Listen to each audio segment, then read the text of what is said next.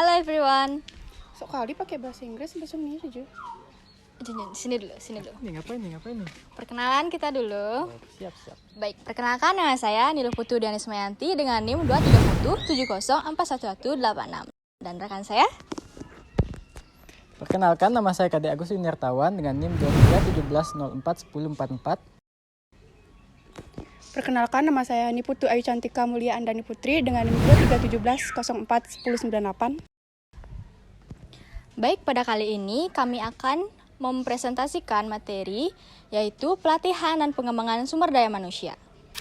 Nah, sebelum saya menjelaskan apa itu pelatihan dan pengembangan sumber daya manusia, terlebih dahulu saya akan menjelaskan apa itu sumber daya manusia.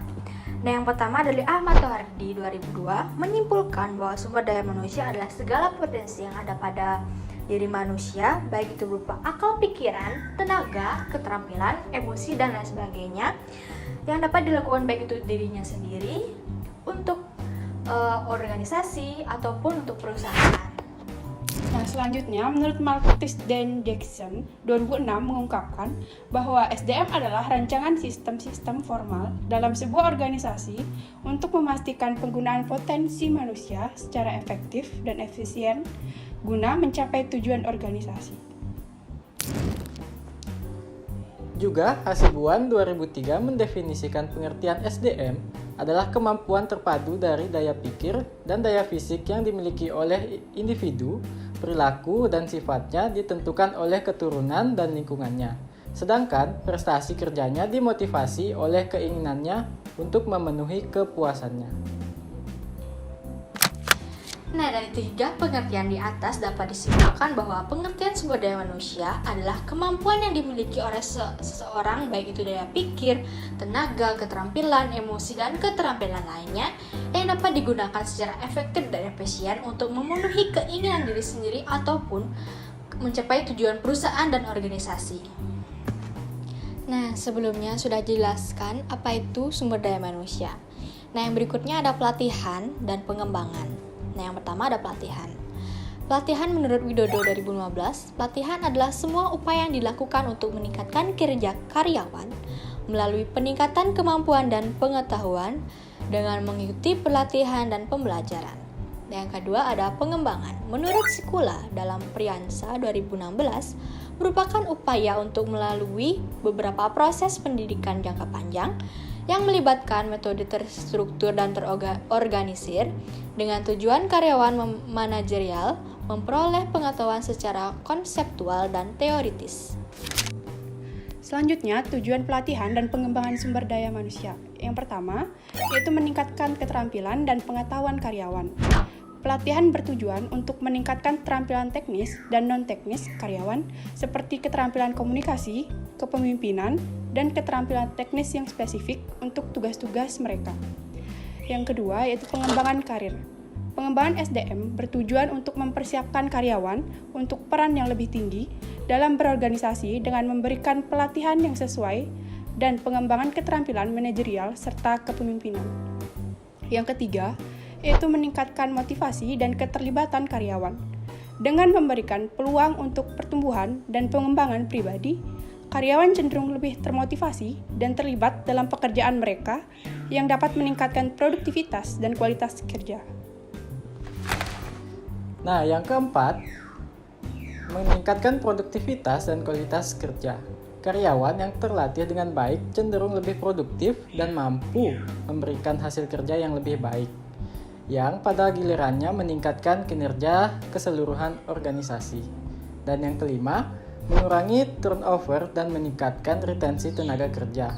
Investasi dalam pelatihan dan pengembangan SDM dapat meningkatkan kepuasan kerja karyawan dan mengurangi tingkat turnover, sehingga menghemat biaya rekrutmen dan pelatihan ulang. Nah, yang berikutnya ada proses pelatihan dan pengembangan sumber daya manusia. Yang pertama adalah proses pelatihan dan pengembangan sumber daya manusia merupakan sebuah alur kegiatan yang dimulai dari adanya. Pertama, menganalisis kebutuhan pelatihan organisasi yang sering disebut dengan need analysis atau need assessment. Yang berikutnya ada menentukan sasaran dan materi program pelatihan. Berikutnya, Menentukan metode pelatihan dan prinsip-prinsip belajar yang digunakan. Berikutnya, mengevaluasi program pelatihan dan pengembangan. Selanjutnya, analisis kebutuhan adalah penentuan kebutuhan pelatihan dan pengembangan yang akan dilakukan. Terdapat 3 hal yang kita harus mampu analisis, yaitu yang pertama, ada analisis kebutuhan organisasi, yaitu mengidentifikasi strategi organisasi, lingkungan organisasi pada saat ini dan masa yang akan datang untuk mencapai tujuan. Yang kedua, analisis kebutuhan tugas, yaitu menganalisis tugas-tugas yang harus dilakukan dalam setiap jabatan yang dapat dipelajari dari perilaku peran tersebut. Dan informasi analisis jabatan, yaitu uraian tugas, persyaratan tugas, dan standar unjuk kerja yang terhimpun dalam informasi sumber daya manusia organisasi. Yang ketiga, analisis kebutuhan pegawai, yaitu menganalisis mengenai apakah ada pegawai yang kurang dalam kesiapan tugas-tugas atau kurangnya kemampuan, keterampilan, dan pengetahuan yang dapat diketahui dari penilaian kinerja, observasi ke lapangan, kuesioner. Nah, yang kedua, ada penentuan manfaat dan tujuan pelatihan. Nah, yang pertama ada manfaat untuk perusahaan. Pada manfaat untuk perusahaan ini ada 3, yaitu yang pertama, memperbaiki pengetahuan dan keterampilan pada semua tingkat perusahaan. Yang kedua, membantu pengembangan perusahaan. Dan yang ketiga, membantu dalam meningkatkan produktivitas dan kualitas kerja karyawan. Nah, yang kedua ada manfaat untuk individu, yaitu yang pertama, membantu individu dalam mengambil keputusan yang lebih baik dalam pemecahan masalah yang efektif. Dan yang kedua, membantu dalam mendorong dan mencapai pengembangan dan kepercayaan diri. Dan yang ketiga, yang terakhir, mengembangkan jiwa untuk terus belajar. Yang ketiga ada penentuan teknik dan metode pelatihan. Ada 3, yaitu metode praktis on the job training. Merupakan metode pelatihan yang paling banyak digunakan. Karyawan dilatih tentang pekerjaan baru dengan survive langsung seorang pelatih yang berpengalaman. Teknik-teknik yang sering digunakan adalah metode praktis, yaitu rotas jabatan, latihan instruksi pekerjaan, magang, coaching, penugasan sementara. Metode-metode simulasi. Dengan pendekatan ini, karyawan peserta latihan menerima representasi, tiruan atau artifisial, suatu aspek organisasi dan diminta untuk menanggapinya seperti dalam keadaan sebenarnya. Teknik-teknik yang sering digunakan dalam metode simulasi yaitu metode studi kasus, role playing, business games, vatable training, latihan laboratorium ataupun laboratory training, program-program pengembangan eksekutif. Teknik-teknik presentasi informasi. Tujuannya untuk mengajarkan berbagai sikap, konsep ataupun keterampilan kepada para peserta. Teknik yang sering digunakan dalam presentasi informasi yaitu kuliah presentasi video, metode konferensi, programmed instruction, studi sendiri atau self study. Yang keempat, evaluasi program pelatihan dan pengembangan. Ketika melakukan evaluasi yang penting, yaitu menentukan kriteria evaluasi, tes pendahuluan atau pre-test, para karyawan dilatih atau dikembangkan, tes purna atau post-test, transfer atau promosi, dan follow-up. Evaluasi program pelatihan dan pengembangan diperlukan, yaitu yang pertama, untuk menentukan apakah tujuan program pelatih tercapai atau tidak. Yang kedua, untuk menentukan apakah isi dan administrasi pelatihan memuaskan atau tidak. Yang ketiga, untuk menentukan manfaat dan biaya finansial program.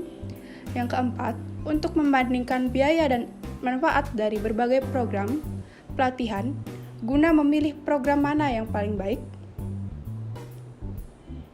Yang kelima, implementasi dari program pelatihan dan pengembangan berfungsi sebagai proses transformasi. Yang keenam, para karyawan yang tidak terlatih diubah menjadi karyawan-karyawan yang berkemampuan sehingga dapat diberikan tanggung jawab lebih besar. Yang ketujuh, Untuk menilai keberhasilan program-program tersebut, manajemen harus mengevaluasi kegiatan-kegiatan pelatihan dan pengembangan secara sistematis. Untuk mengukur evaluasi program pelatihan dan pengembangan dapat dilihat dari beberapa hal. Yang pertama yaitu opini peserta, yaitu menanyakan opini para peserta agar memperoleh respon dan saran untuk perbaikan, terutama dalam tingkat kepuasan peserta. Poin yang kedua yaitu tingkat pembelajaran, yaitu mengukur peningkatan kompetensi peserta dengan membandingkan hasil tes sebelum dan sesudah pelatihan.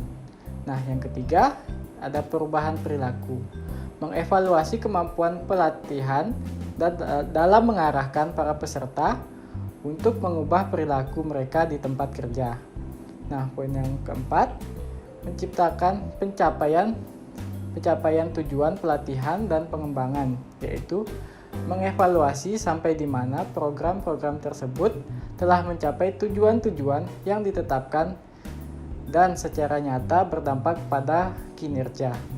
Nah, yang terakhir yaitu benchmarking, proses monitor dan mengukur proses-proses internal suatu perusahaan seperti operasi dan kemudian membandingkan data tersebut dengan informasi dari perusahaan-perusahaan yang unggul dalam bidang-bidang tersebut.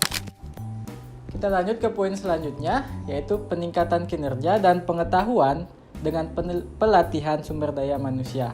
Nah, dalam jurnal peningkatan kualitas sumber daya manusia melalui pelatihan dan pengaruhnya terhadap peningkatan pendapatan, Harini S. dan kawan-kawan melakukan pelatihan manajemen kewirausahaan, pembuatan pewarna makanan alami, dan pengelolaan sampah menjadi pupuk di daerah Ciawi. Nah, dalam penelitian ini diikuti oleh 120 peserta adalah pelaku usaha mikro yang bergerak di sektor makanan dan minuman. Dilakukan survei dan mendapatkan hasil bahwa yang menjadi permasalahan pelaku usaha mikro makanan dan minuman ada 4, yaitu yang pertama, para pelaku usaha mikro mempunyai pendapatan yang rendah. Nah, yang kedua, pelaku usaha mikro belum mempunyai pengetahuan manajemen, yaitu keuangan, pemasaran, dan teknik produksi, serta kewirausahaan. Yang ketiga, pelaku usaha mikro belum mengetahui cara-cara pengelolaan sampah. Nah, yang keempat, pelaku usaha mikro belum memahami dengan baik cara-cara menghasilkan makanan dengan bahan-bahan yang halal, aman, dan sehat. Nah, berdasarkan permasalahan yang dihadapi oleh pelaku usaha makanan dan minuman di Ciawi, maka persoalan prioritas yang disepakati untuk diselesaikan melalui kegiatan pelatihan tentang manajemen usaha dan kewirausahaan, memberikan pelatihan membuat pewarna alami yang sehat dan halal, serta memberikan pelatihan pengolahan sampah menjadi pupuk. Informasi diperoleh setelah pelatihan bahwa 79% peserta belum pernah mengolah sampah organik. 93% bersedia untuk mengolah sampah baik sampah industri maupun sampah rumah tangga. 79% bersedia meluangkan waktu 1-4 hari untuk mengolah sampah. 50% mengatakan tersedia sampah organik lebih dari 5 kilo per hari, dan 73% bersedia mengalokasikan dana Rp100.000 untuk mengolah sampah atau limbah industri kecil, makanan, dan minuman. Hal ini menunjukkan bahwa peserta setelah pelatihan pengetahuan tentang sampah meningkatkan dan mempunyai semangat atau motivasi untuk mengolah sampah industri maupun rumah tangga menjadi pupuk sebagai hobi maupun peningkatan pendapatan dan menjaga lingkungan. Hasil akhir dari kegiatan bahwa pelatihan, praktik, pendampingan pembuatan pewarna makanan dan minuman alami, pengolahan sampah menjadi pupuk cair dan kompos, serta pelatihan kewirausahaan, manajemen usaha, serta pembukuan sederhana kepada pelaku usaha mikro makanan dan minuman dapat meningkatkan pendapatan dengan peningkatan rata-rata 27%. Hal ini diduga semakin tingginya kesadaran masyarakat terhadap makanan dan minuman yang aman, halal, serta lingkungan yang sehat, memberi peluang bagi pelaku usaha untuk menjalankan usaha dengan menggunakan bahan dan proses yang aman. Dari dilakukannya pelatihan di atas, dapat dilihat bahwa pelatihan sumber daya manusia yang dilakukan akan berdampak baik bagi peningkatan kemampuan dan pengetahuan dan bahkan penghasilan yang dimiliki oleh masyarakat baik sebagai karyawan maupun sebagai pelaku usaha. Tentunya juga ada beberapa dampak negatif dari pelatihan dan pengembangan SDM, meliputi yaitu yang pertama, ada biaya yang tinggi.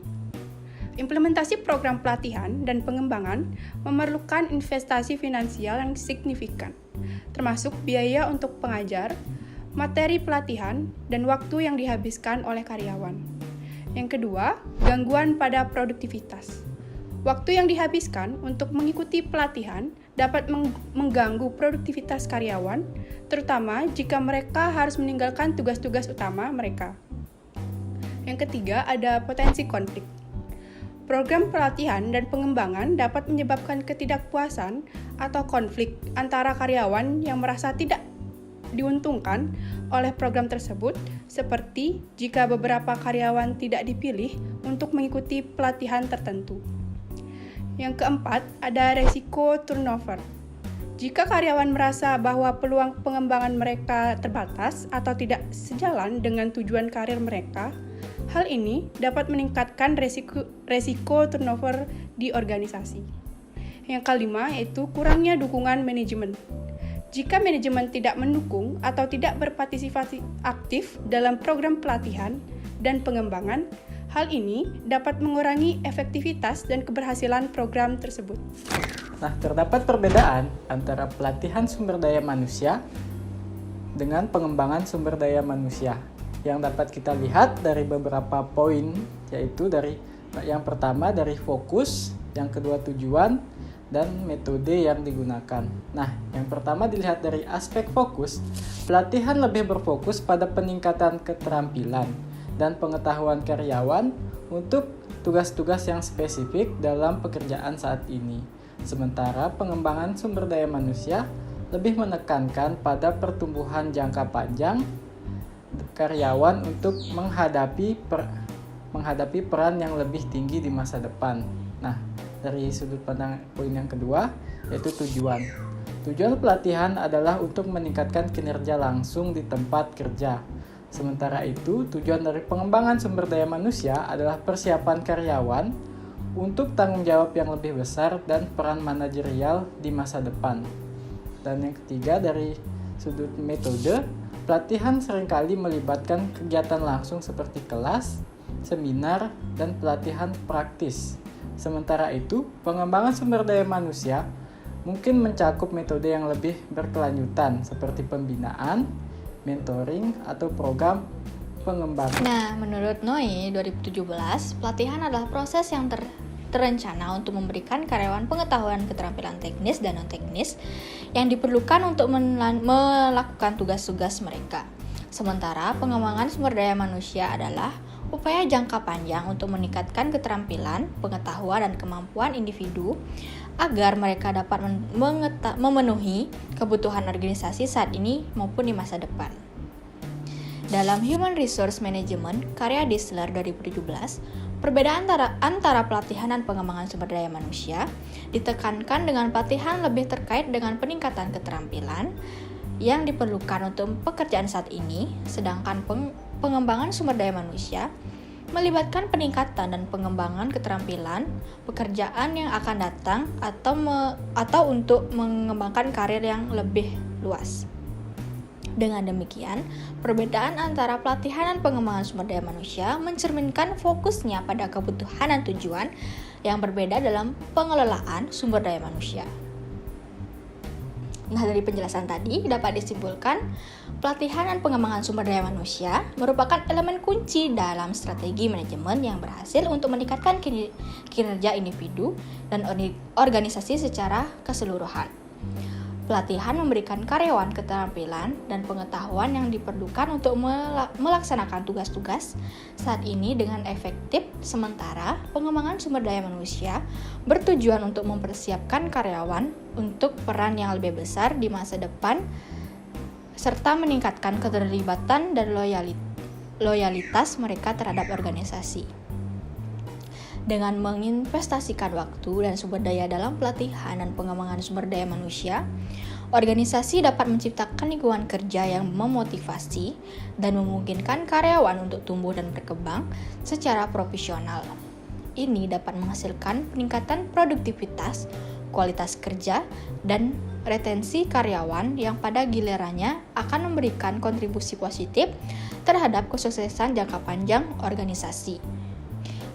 Melalui pendekatan yang terintegrasi terhadap pelatihan dan pengembangan sumber daya manusia dapat menghadapi tantangan masa depan dengan lebih baik dan memastikan bahwa mereka memiliki tenaga kerja yang kompeten, adaptif, dan siap untuk merespon perubahan yang terjadi. Baik, dari kami memiliki 3 pertanyaan mengenai materi tentang pelatihan dan pengembangan SDM.